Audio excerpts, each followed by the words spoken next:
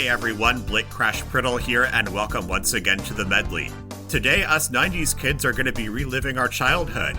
We're going to be speaking with Adam Springfield, who was in the classic PBS kids show Wishbone. He's going to tell us how he got the role as David in Wishbone, and he's going to tell us some interesting behind-the-scenes stories, as well as what led him to pursue a career outside show business later in life. It's great to have you on the Medley this week, Adam. Thank you for joining us. Well, thank you for having me, Blake. Appreciate it. Anytime. You know, I used to watch Wishbone all the time, so this is going to bring back a lot of good memories. And for me as well. It was a pleasure to make that show, so I'm glad that it provided some good times for you as well. Tell us about the audition process. Like, how did you land the role of David? That was interesting. I actually remember going. This is, it feels like a millennia ago now. With my mother to an audition. I had been acting for a number of years at this point, about maybe 3 already. And I remember going to, I believe it was KD Studios in Dallas for the audition, and met with the casting director, Rhodey Kent, and auditioned well.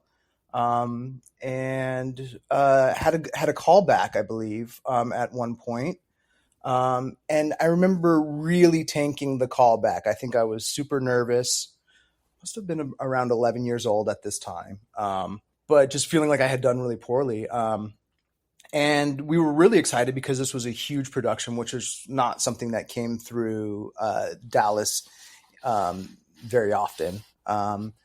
And so I remember asking my agent to see if there was any way they could let me try again. And I think they were interested in at least seeing me again. So I went back and did much better with, having had a little bit more time with the script, I believe. And from there, I went and met not only producers, but the director of several of the episodes as well, Rick Duffield. I believe it was either Jeannie Simpson or and Dora Simpson, her mother, I believe, that were also sitting in. And I did really well. Not too long thereafter, was offered the role.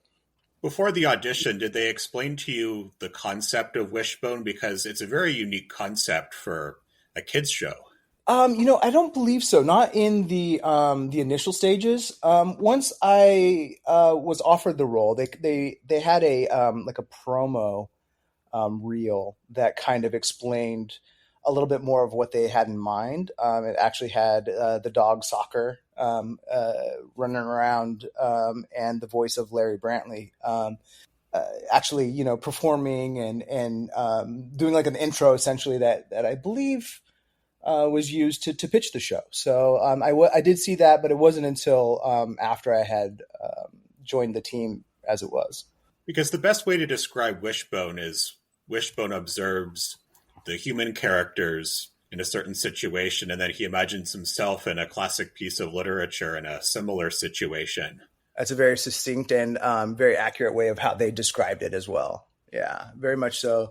The dog imagines himself as the main character in these classic tales, and then we would be the ones that would kind of portray a parallel story in kind of reality or modern times. Kind of a way to introduce kids to classic literature by giving them, an analogous story that they could relate to, which I think was brilliant. I don't know that when they were brainstorming it, that it came together quite that way until certain people got involved in the process. But it was, very, very interesting how that came about. And I think quite brilliant. Before we talk more about Wishbone, you mentioned that you had been acting prior to that. Did you have any roles in commercials, or were they in plays, or what kind of acting gigs did you have? Yeah, mostly commercial work prior to. I had been doing a lot of modeling in the Dallas-Fort Worth area.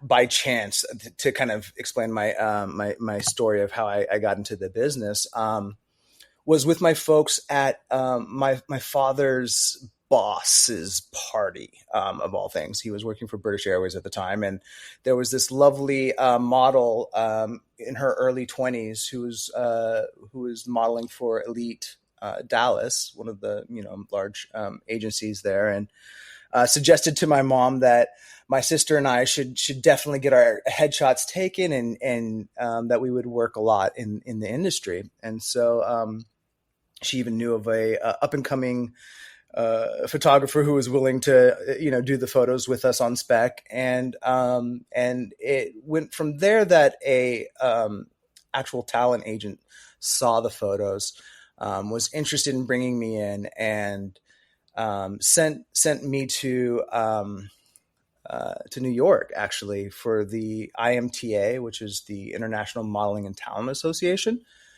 So at the age of 8, I was dancing in front of 1,500 people for the finale of the dancing competition, amongst others, which included acting. There was a sitcom portion, a drama portion, and several other categories of competition.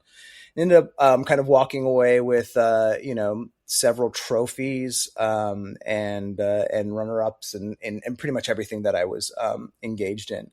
And coming back to Texas, from there we really just kind of hit the ground running. Elite Dallas was interested in taking me on, and I had a wonderful agent who then got me really involved in modeling. Again, kind of the acting thing was a little bit more sparse in Texas. It's just kind of more local things that were offered. So I did a Church's Chicken commercial and a few other like a Ventures ad in stuff that was kind of somewhat related to modeling. But I did J.C. Penney catalogs for years and years, actually up until about the time that I really broke through with Wishbone and got the role as David Barnes. What was the first day on set like? I must have been somewhat nerve-wracking, but also exciting at the same time. Yeah, it was really, I just remember being thrilled throughout the process. They were wonderful in that they gave us some good coaching in just kind of, the basics of being a thespian. And I would really credit that a lot to Doris Simpson. She was one of the producers on the show, and sat us down and gave us great techniques for kind of being able to concentrate and shut out some of the wild and crazy of the crew that were, setting up the shots and all these things, so that we could kind of concentrate on giving our best performances. And I just really remember being excited. I really have to think back, because I'm wondering now which episode it even was, because we did shoot in order. I just remember being excited and hitting the ground running. There was 3 kids.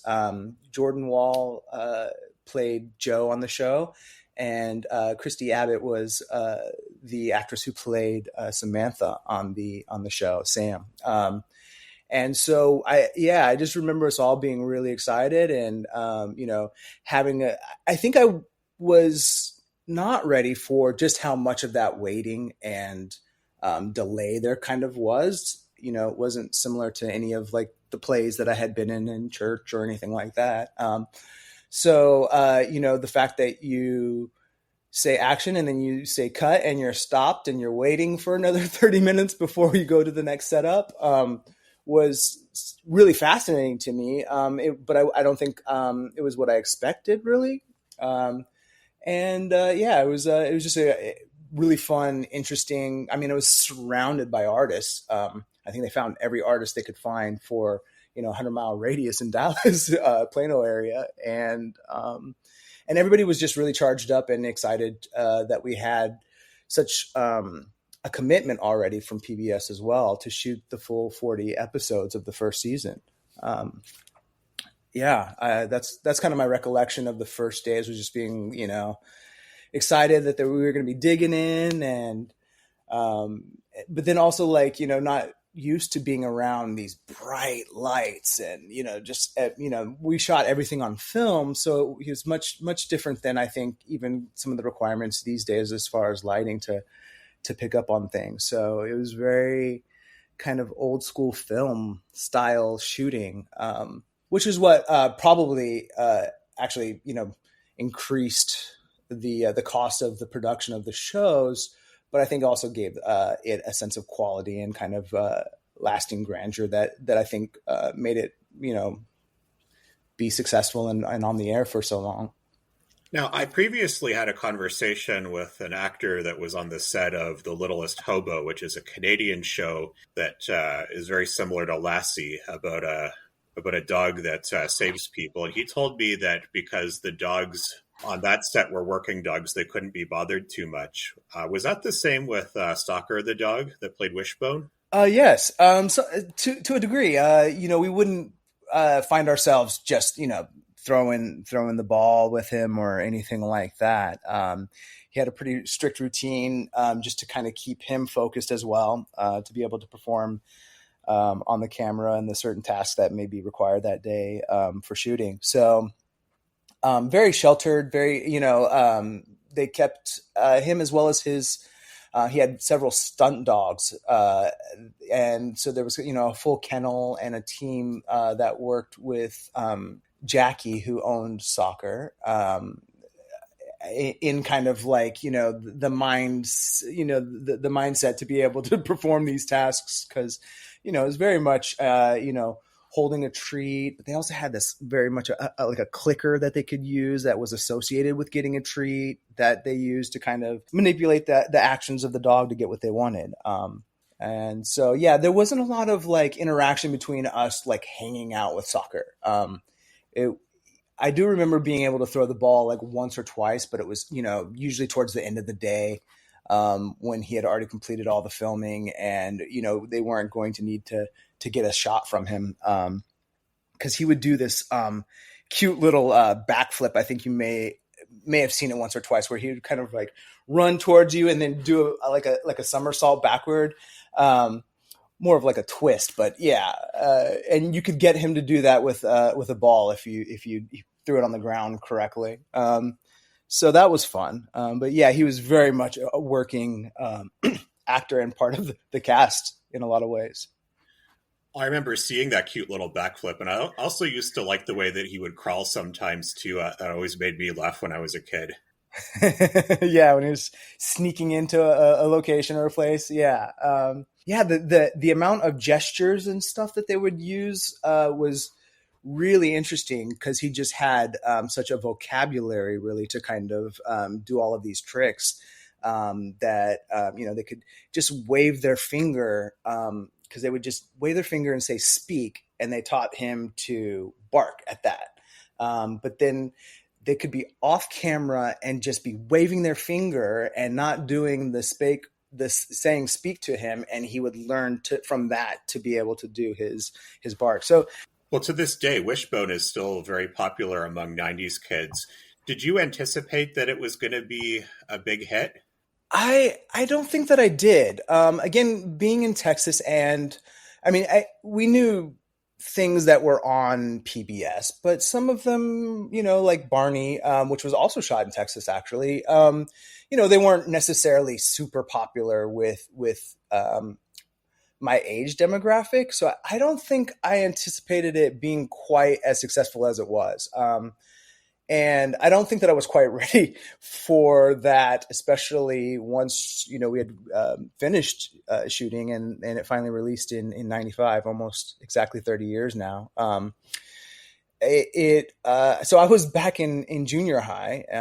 And since we were just the three kids on the show, we basically had one teacher that did our schooling for us. And so we, took almost private schooling, essentially, just so that they could kind of work around the shooting schedules, et cetera, and make sure that we did enough hours as required by, laws, the Screen Actors Guild laws, et cetera. And because of that, I was able to advance quite quickly, and you're just having that one-on-one attention. and so I had skipped a grade. And so going back to junior high, I was a year ahead of all of my other classmates. But then to have the show kind of break, and here I was, should have been a seventh grader, but I was an eighth grader. And that's exactly when, all boys start having their, testosterone spurts and are growing and whatnot. It was challenging to have it come out and be so popular, and for me to experience a bunch of backlash and kind of, jealousy that I wasn't expecting or ready for, really. But yeah, no, I didn't expect it to do that and to go into other markets. I mean, it was played pretty much anywhere PBS played in the English speaking world, which was quite a vast set of markets. I don't think I quite expected it to go that big. We had grown quite a bit. There was a second season that was shot. I don't know how popular those episodes are or how much they kind of got into maybe your purview, but so they introduced 3 new kids. And we were almost all teenagers at that point. I think I was 13 and Jordan was 14. Christy must have been about that same age as well. So we were, our voices were changing, and there was, I believe, only 9 episodes that we shot. So quite a different setup. Several of the original writers were no longer involved in things, and it was a different phase and different experience. The second season specifically, they started having wranglers really kind of like clamp down on where we were and what we're doing and such.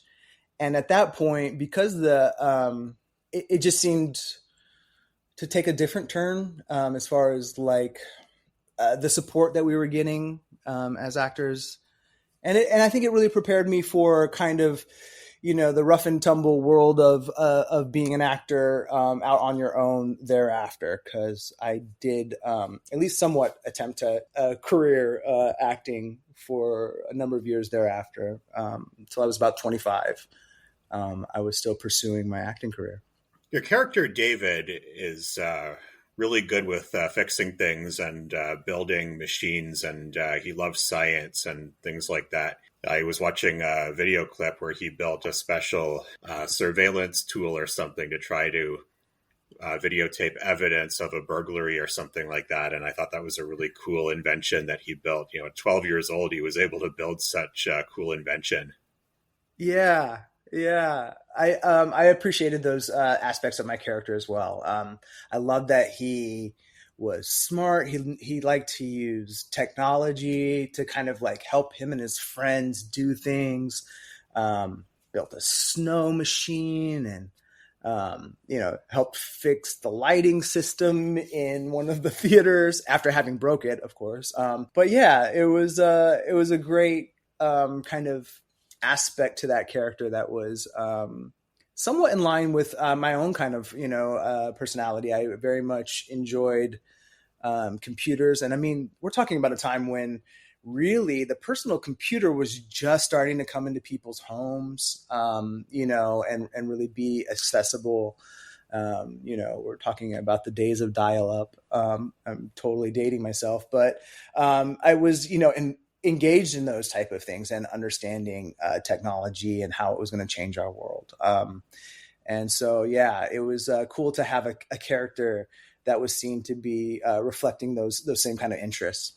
There was one episode where David did something somewhat out of character when his father bought a new Mustang and David decided to start the car just to see how it sounded, and he accidentally backed it up and broke the mirror off the car. Do you remember that episode? I watched a little bit of it before we started recording.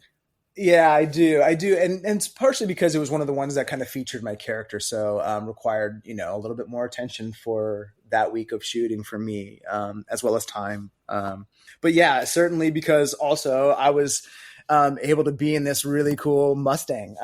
It was actually the car of one of the art directors, I believe, Barry. And so, yeah, it was not operated by me at any point. Thankfully, the way that they were able to do it with movie magic, they just kind of like had grips pushing the car and sandbags to stop it in the locations where I was supposed to be slamming the brakes.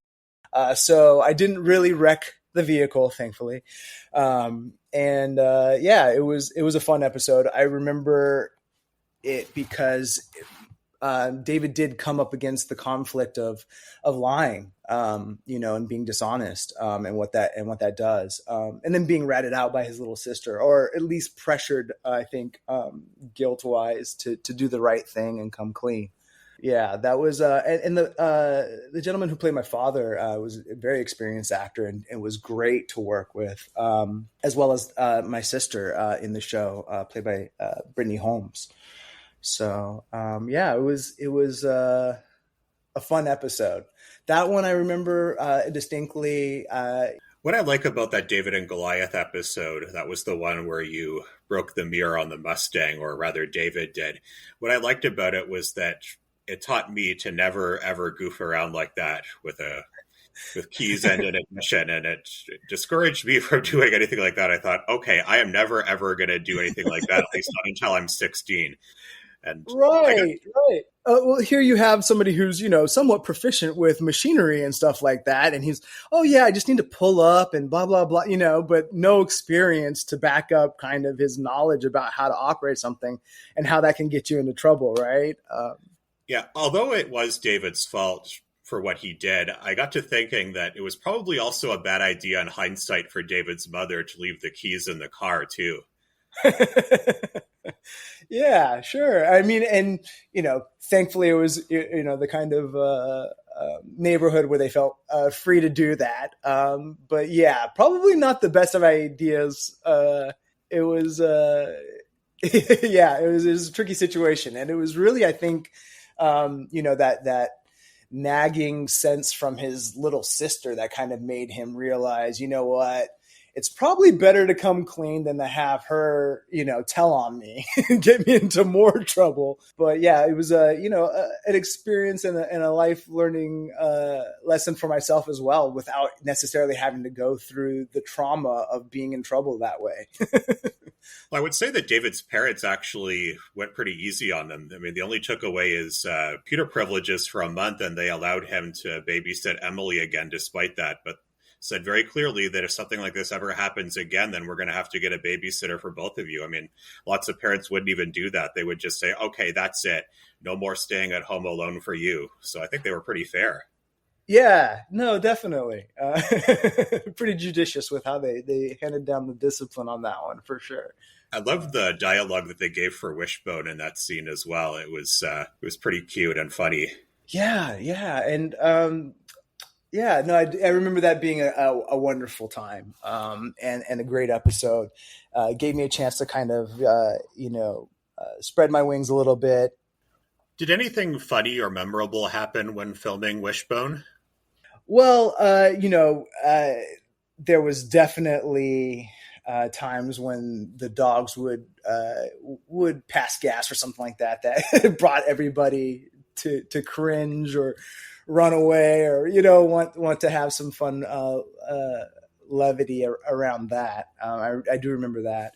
I do remember there just being kind of a fun, jovial spirit amongst the crew as well. Like, because there were so many of these old school clothesline clips that the gaffers and electricians would be using for various things that they would be roping or holding up lights with.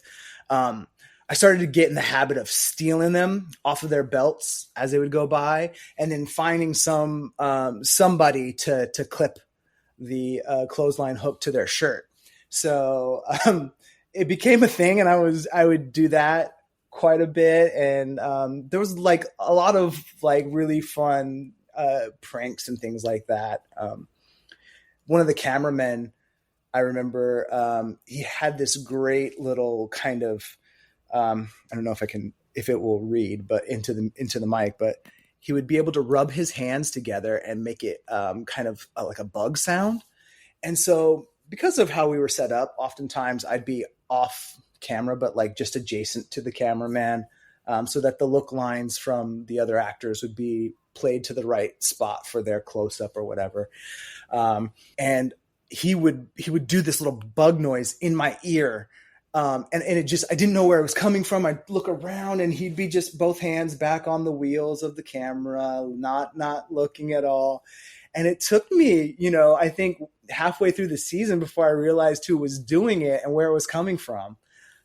So that would be, an instance of that. I remember some not so cool things too. We had two different locations really that we would shoot. So all of the exterior stuff was shot on a back lot. And it was in a different location from the actual studio where we had all the interior locations shot. And the back lot, as we called it, was kind of a miniature town. So it had all the facades of the actual neighborhood of Oakdale, the fictional town where we lived. And I actually was doing a shot, and through the air, I was highly sensitive to poison ivy, got poison ivy, and it like wrecked filming because my face swole up so bad. It was, it put off filming for a few days, and we really had to I went and saw a doctor to get antihistamines and all this. So it was, one of only maybe 5 or 6 times in my life that I had gotten poison ivy, but one of the more memorable ones because it really affected all these people's jobs, and it was different, very, very different than just getting it on my knees when I'm out riding my bike or whatever with my friends, and that it affected everyone like that. That's no fun, poison ivy. I never got it, knock on wood, but my cousin did once before, all over his legs, and it was not pleasant for him. Yeah. It was really prevalent there in certain, thickets and stuff in Texas. So, I found myself with more than 1 or 2 oatmeal baths as a cure. And I do remember lots of pranks going back and forth, and kind of, a little bit of rivalry between the different departments. I remember we were given the opportunity as kind of like a extended school project thing to create our own shields, which, like a crest, because they had just done, I believe it was the Ivanhoe episode, and the prop department had made tons and tons of these. They were made out of just plywood, but, life-size shields with 2 pieces of leather that you could strap your arm through and guard yourself with. But they were just given to us as, a free-for-all essentially for us to paint and create our crest. And believe I still have it at my folks' place somewhere in storage. But I went with this kind of similar to the Taoist separation of black and white. I don't want to get too nerdy, I guess, but on the Dexter side was all white, and then the Sinister side was all black. And then right in the middle was a dragon that had the opposite of those 2 colors represented, and it was pretty technical with the tongue sticking out in a triangular shape, and very medieval. And I remember that being a blast as well. Some of the fun things that I experienced just being around other artists that were really kind of letting go. I think it was really unique, and an experience that I look back and cherish. I don't think too many people have, the opportunity at such an early age to get a sense of just how difficult it can be, but also how rewarding it can be to be working and to be creative even, in your working. So it was, definitely something I look back and cherish and look fondly toward. Speaking of difficult, were there any episodes that were difficult to film? Plenty of them actually, because, so we do a weekly turnover and you're on to the next episode. And I think specifically for various departments, you'd have, kind of a bottleneck. I am, and we won our Emmy, and I think it was deservingly so, for the costume design. That Stephen Kujay was the director of that department, and all the little. Not only did he have to create a frock coat for Mr. Bagwell or this guy or whomever the characters may be, but then also had to do that for the dog and several for an episode. So being able to interpret, this week a 14th century garment to have on a dog, and then next week we're doing an 18th century one with a top hat, and still having to be able to turn these garments out and have them look as good as they did was definitely a pain point at times, because really only Soccer was like the only dog of the bunch of them that really didn't mind wearing clothing. The rest of them were like, oh, get this off of me. But they were often called in for stunts where Soccer would not like to deal with water. So they would bring his stunt doubles in to do any type of swimming or that type of stuff. But I think also just we ran into issues. I remember with the very first episode, now that I'm bringing it back and kind of recalling it, with the special effects, because if I'm not mistaken, it was Oliver Twist. And so they're doing the establishing shot of London, and the visual effects department worked tirelessly on that establishing shot. And, this is really before CGI had really kind of taken off. So, I mean, they're just frame by frame, going through in Photoshop and rendering out these, each image of that move across the city.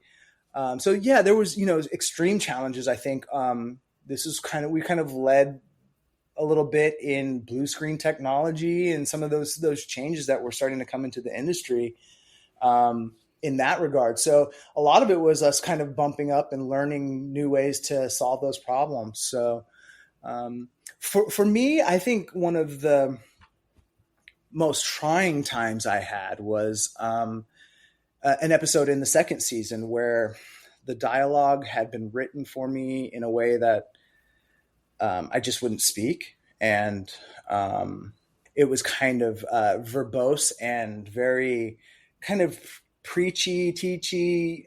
It was a moment where we were revealing a statue of Wishbone, and I just couldn't get the dialogue to come out correctly.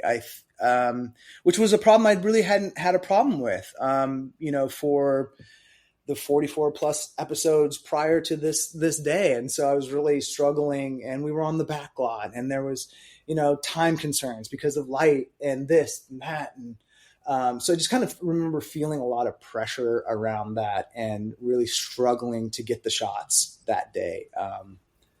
And not feeling satisfied with my performance. And so there were days like that for sure. Yeah, the reason that I asked about challenges of filming the show is because one episode that comes to mind is the one where Sam and Joe and David and Wishbone all went into a condemned barn to look for an antique horseshoe, and you guys ended up getting stuck in the barn, and the barn caught fire. And there were quite a few visual and special effects in that episode that looked quite expensive. Yeah. And, and really realizing the difference between those two parts, right? Because the visual effects being kind of more the digital side of things, right? The things that you can kind of do in post versus the special effects department, which really kind of handled things on the ground with smoke and poppers or explosions or, those type of things.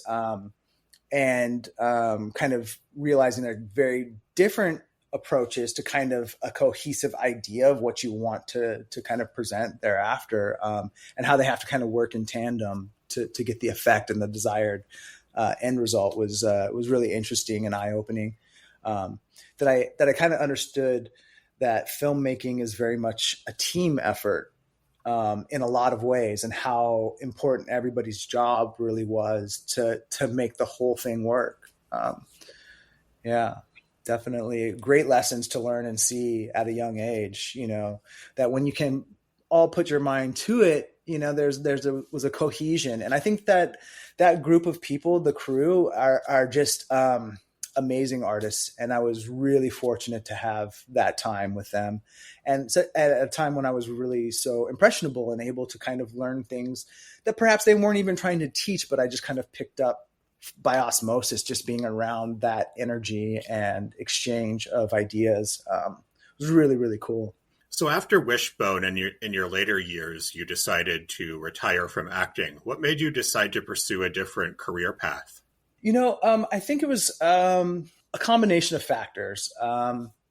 For me, it was, here I was now 25, and things had changed quite a bit for me. I mean, in my early days, I was so fortunate to have, my folks really supporting kind of what I was doing. My mom, being the stay-home mom that she was able to, rush me off to auditions whenever, they came up. And I would just do some light navigation work, and then I would be able to study my lines on the way to the audition. So then, it's really fresh in my mind. And, again, it's, one or two times in Texas. We did occasionally come out to Los Angeles for pilot season thereafter. But then eventually moved to Los Angeles in 1996. So I was pursuing things from that point until I turned about 25, pretty vigorously, and started my own production company, which never really produced anything other than I did write a script when I was about 16 years old with a wonderful gentleman who had a career in writing musical theater for many years, Thomas Royal. And that not coming really to any type of fruition, and kind of hitting the roadblocks of just being an actor in the city and having so much competition. All of a sudden I'm going to auditions and there's 30 of us in a room going for the role instead of just, me and the four other kids that were acting in Dallas at the time. So, kind of coming up against that, and then, becoming an independent adult and needing money and wanting money and just, having to have something to support myself at the same time, as well as then, get in the car and rush off to an audition if it came about, and fight LA traffic to get there barely in time. And then be in a room with, that much competition and no time spent really on the material that I would have liked to have, been able to act properly. I think I started to just kind of get frustrated with the whole thing. I just really remember enjoying acting, and here I was doing all this business that had nothing to do with acting in order to kind of support it. I was successful. I did a few things. I was on a guest star role on JAG, Judge Advocate General, which was on Paramount, and I did a movie called Roller Wheels. There was an AFI film that I did with Taraji Henson and Isaiah Washington called 1031. I just had some great other experiences, but very, very different from Wishbone. Whereas you're doing an AFI film, it's on spec. There's not a lot of money behind it. You're dealing with, CalArts students just students basically in general as the director and crew and everything. So the level of professionalism was just different as well. So then, it's considerations of people's time and how much effort went around that. And it was just really a struggle. And though I loved it and I enjoyed the acting part and that type of creativity and interacting with different actors and just kind of what you can learn from them, I really, really remember taking away from Isaiah Washington just his severity and his ultimate focus when he was acting was just really inspirational and really cool. Taraji was just an absolute blast to be with, and she played my sister in the film, and this is, way before she, blew up or things had changed. And I got to learn about Howard because, being from Texas and then living on the West Coast, I really didn't know too much about Howard or that university and kind of its place within the Black community in the U.S. and its importance as a university. So it was, still some things that I was always constantly learning from. And I think what happened was I got to the point where I just wasn't having fun and doing it anymore. The drudgery of kind of getting around and taking myself here to there and then having to hope that I could rush back and get to work on time just kind of killed it a bit for me as an actor. I feel like, since then I've really tried to find avenues and places where I can express myself creatively, just because I feel like we all need that kind of outlet in some way. And it doesn't have to be necessarily something that's on show or display. But it's something that's kind of, I think, necessary just for a person to process and kind of get some of that stimulus and that energy, to put it how my mom would say, we're all parts of the creator, right? And so our very essence is to want to create ourselves. I think that's why we all have the drive to have kids and, want to grow and multiply. And so at our very essence and core, there's a part of us that wants to create. And so I've been trying to search for that in other ways. And I think my early life as an actor kind of gave me a lot of tools to be able to try to find that for myself. So correct me if I'm wrong, but for a while you worked in a hospital or something in Southern California, and now you're working as a tailor? That's correct, yeah. So I was not only, so the parallel job that I had when I was very young and still acting in Los Angeles was first in hospitality. And so I was working in hotels, and I was at this great hotel on the Sunset Strip for like 10 years, not doing what you're supposed to do as an actor and being a bellman, but I'm actually part of the operations crew. And that's actually where I met my wife. And then about, I would say 2010 or so, I transitioned into healthcare and went and worked at Cedars-Sinai Medical Center, which was a completely different type of experience. Partially moved away from hospitality was because my wife, who we started to date at that point, was moving up the ranks. And although she was my boss when we first met, which was also quite scandalous, she kept getting promoted. And it was just, I was trying to avoid any type of conflict of interest with that. So I really found an additional path with healthcare there. And I would say that was super informative and a great career as well. I was with Cedars for about 8 years and likely would not have left except for my wife dragged me away once again. She and I left for Washington, D.C. right as the pandemic hit. So we spent like 9 months in the hotel that she was running. And during that time, I took the opportunity to study under a master tailor in Ireland, who was Savile Row trained, and gave me the chance to again get very, very creative. And it was something that was kind of building in me for many, many years. I think partially, being exposed to it with Wishbone and Stephen Kujay's incredible work. Really inspired me to kind of have this passion and love for costume. And, it's something that's really been in me for a long time, even with the modeling days, always liking fashion or various things related to that world. I was able to kind of then get my hands on the tools to, start creating garments that I was really interested in. And it had a lot to do with the fact that I also held this kind of mystique around the whole tailoring process. It's something that we don't have a lot of here in the States. It's kind of somewhat a dying art. It's coming back a little bit with the advent of social media and things. But yeah, that's what kind of was the impetus for that transition.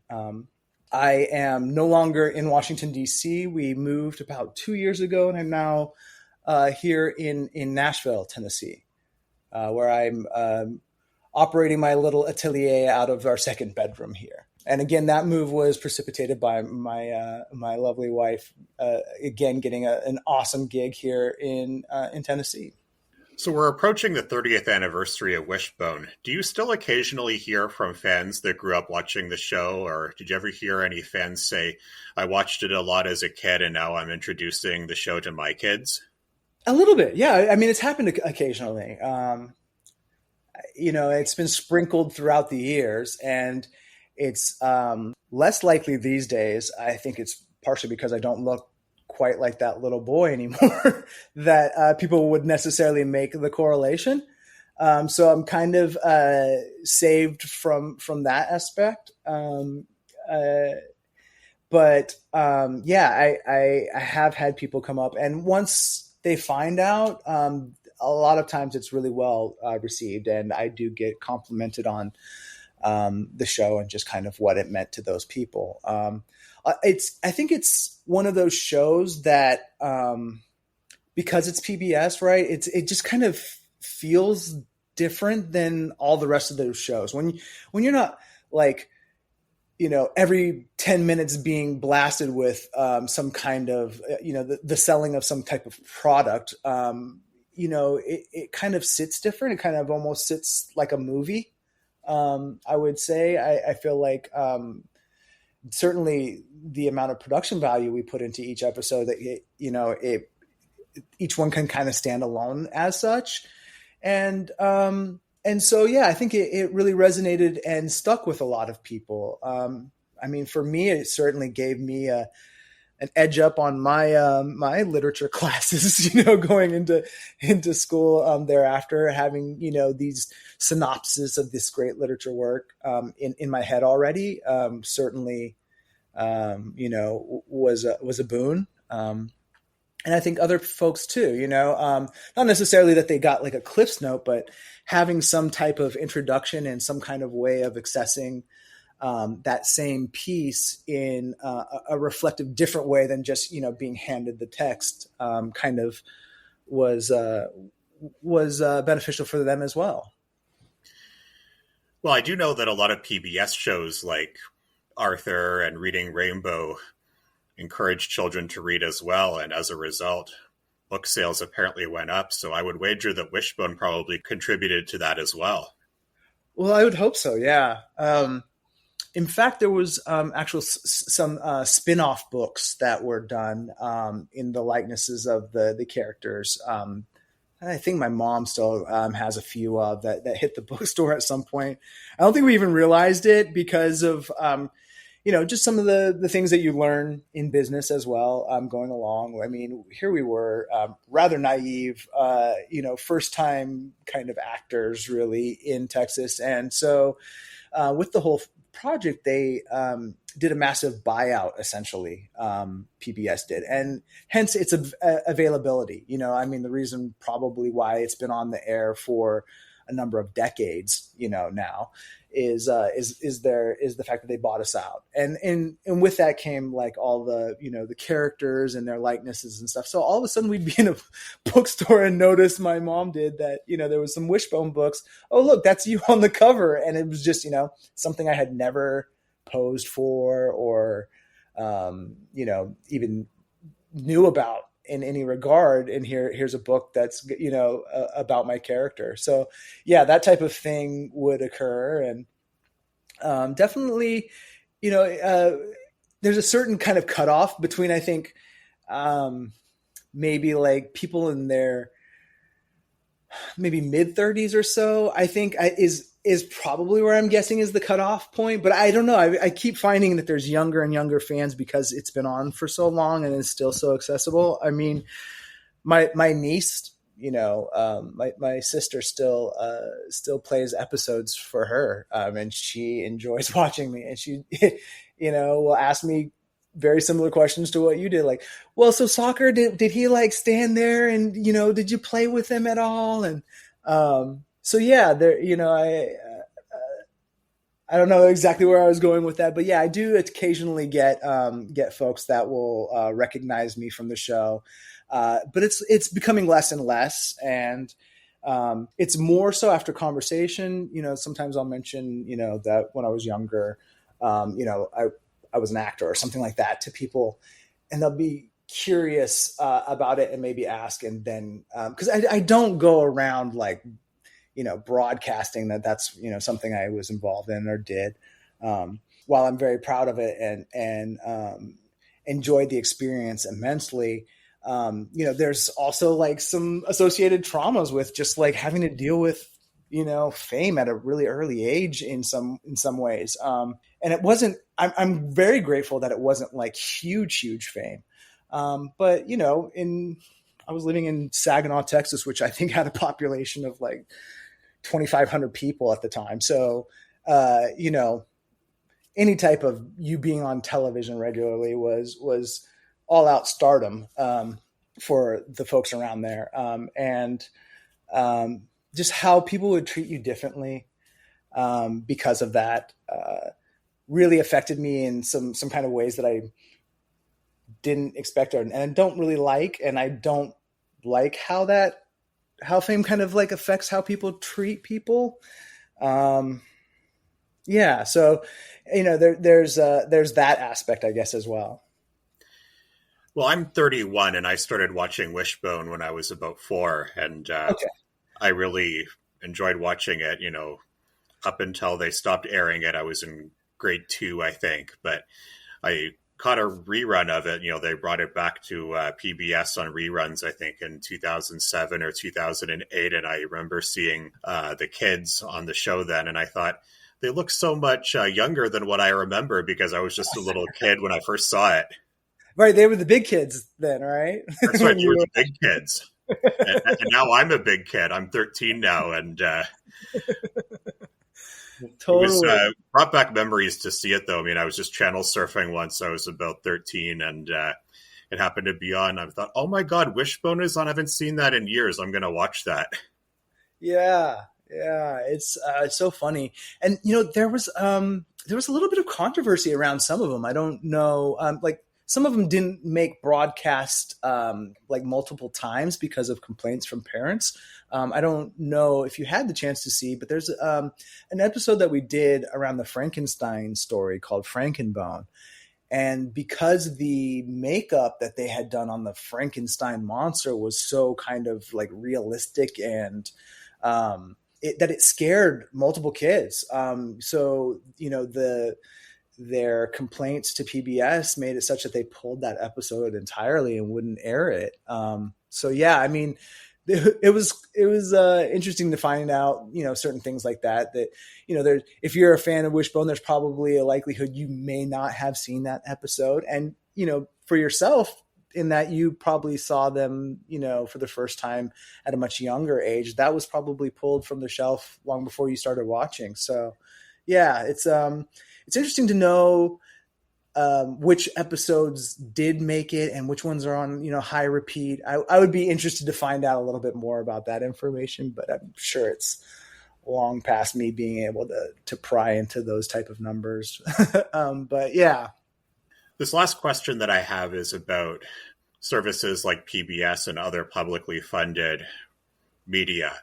A lot of politicians want to defund PBS, or up here in Canada, CBC and other public broadcasting services, which is unfortunate. Do you think it's still important that we have public media like that, especially ones that provide good educational programming and good news programming? Well, I think you'll definitely find me on the side of supporting that. Absolutely. I think that having a place where creatives and even others, just Antique Roadshow or any type of like, cool, fascinating things that you'll find on those stations are definitely things that benefit society. And yeah, I would highly encourage them. I don't support, defunding and getting rid of, the Department of Education, just to point out one, or or any of these other things that kind of add some kind of levity and cohesion and just the things about some of the traditions that we bring forward. I think there's often a disconnect and kind of a bit of just incontinuity of those elements in our culture. And I think that definitely public broadcasting is one of those threads that tries to carry those through. And so I would definitely say that I'm supportive of public broadcasting, and I was very grateful to PBS for them also coming back, an additional round of episodes, even though our costs per episode were so high, and it was an enormous amount of production dollars put towards each episode. I think that there was some value, and I think that it gave a lot to a lot of folks. And so for that, I'm very grateful, not only to be on the receiving end of, but to have been a part of as well. Adam, it was fun doing this interview this week, reliving childhood memories and hearing about your memories on the set of one of my favorite childhood shows. Thank you so very much for joining us, and I wish you all the best with your future endeavors. Absolutely. Thank you so much, Blake. It was a pleasure. And that was Adam Springfield, former child actor from the TV show Wishbone. I hope that you enjoyed this week's edition of The Medley, and remember, we're all kinds of different.